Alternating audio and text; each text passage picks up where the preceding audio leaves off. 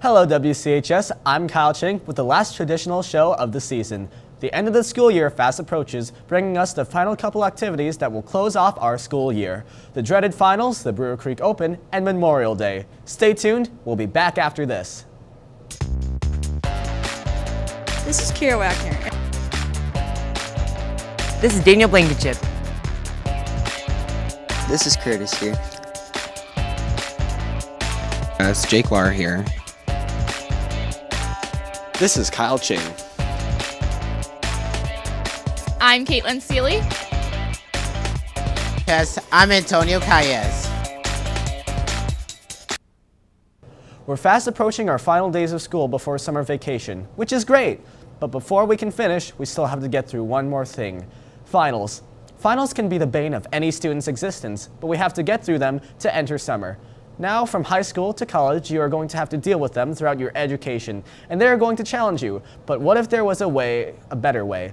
Is it possible to make these painful, grueling 3 days tolerable? Daniel found out how you can prepare for these arduous activities.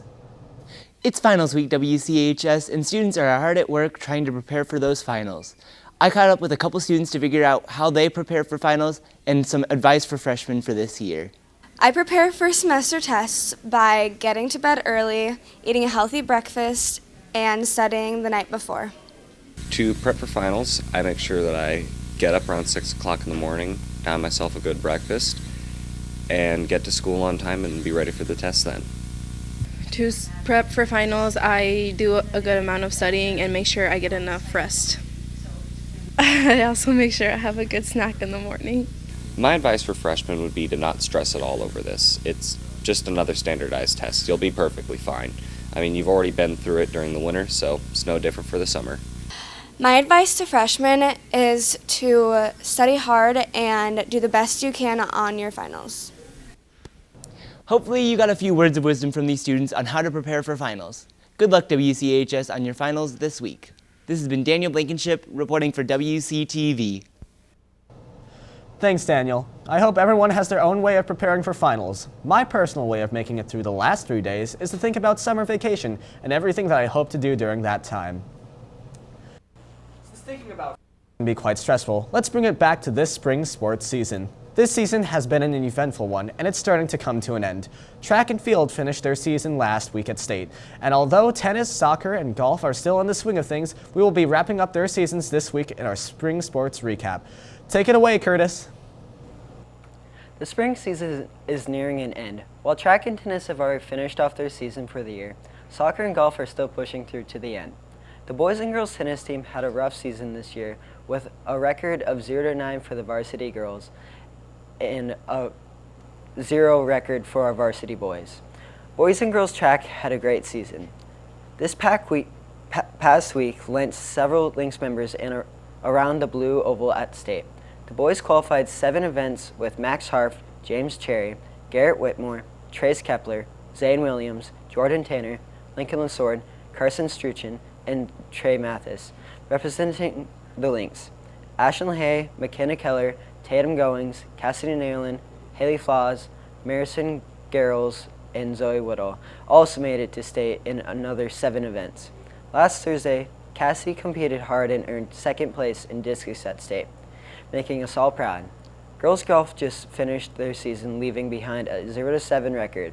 Boys soccer is nearing the end, holding an 8-6 record, and the girls soccer team is running with a 4-6 record.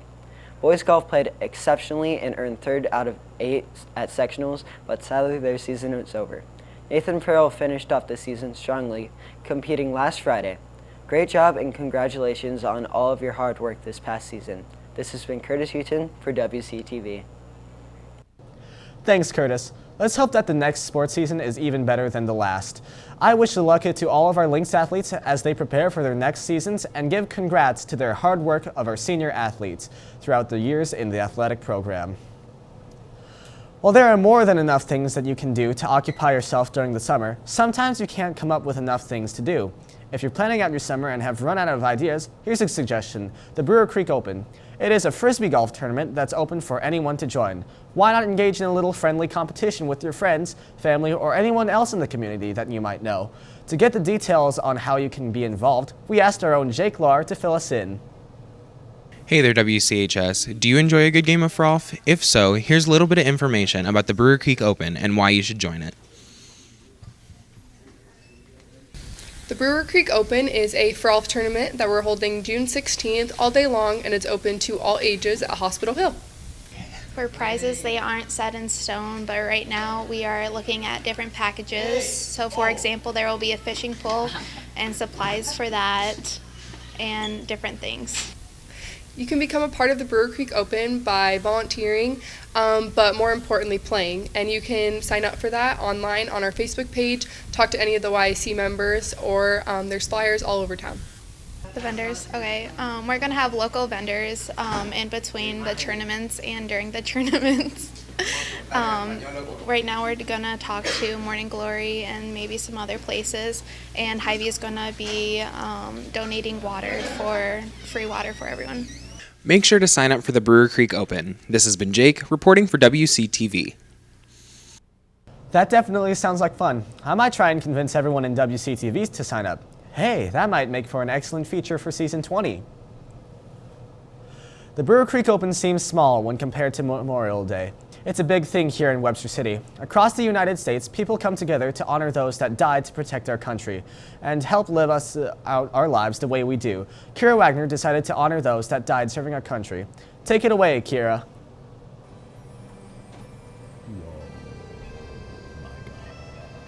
There are 21.8 million veterans in the United States as of 2017. 116,708 men died during World War I.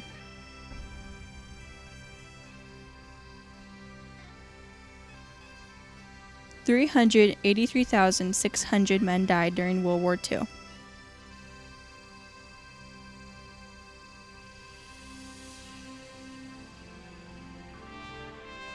36,914 men died in Korea.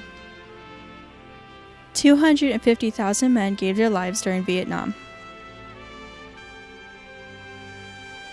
An estimate of 4,486 died in Iraq, and another estimate of 2,345 died in Afghanistan. On Memorial Day, we pause and reflect on all those brave men and women who have given their lives for our freedom. We thank them for their dedicated service to our country and the freedoms that are granted to us because they gave their lives.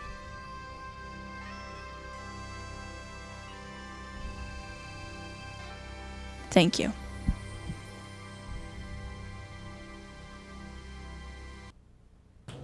Thanks, Kira. Those numbers sure put a lot into perspective. Next Monday, on your day off, take some time to remember those who gave their lives to protect ours. There will be a Memorial Day parade and service held in the morning at the cemetery to honor our fallen heroes and veterans. But before we can move on to the Memorial Day celebrations, we still have one more full week of school left. And in this last week, we still have a couple events happening around the school. So here's Curtis with what's happening this week.